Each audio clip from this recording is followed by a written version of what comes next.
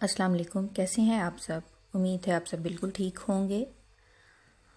आज के लेसन में हम पढ़ेंगे हफ्ते के दिनों के नाम इतालवी ज़ुबान में। Days of week in Italian. तो आइए स्टार्ट करते हैं। सबसे पहले है लूनदी। लूनदी यानी पीर, मंडे। मार्तदी। मार्तदी मंगल यानी ट्यूसडे।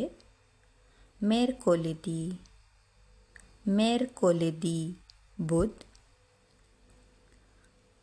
जोवेदी।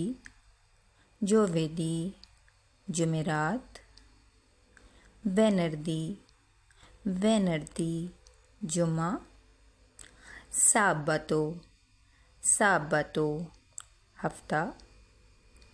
दोमेनिका। दोमेनिका इतवार। आइए रिपीट करते हैं। लूनदी पीर।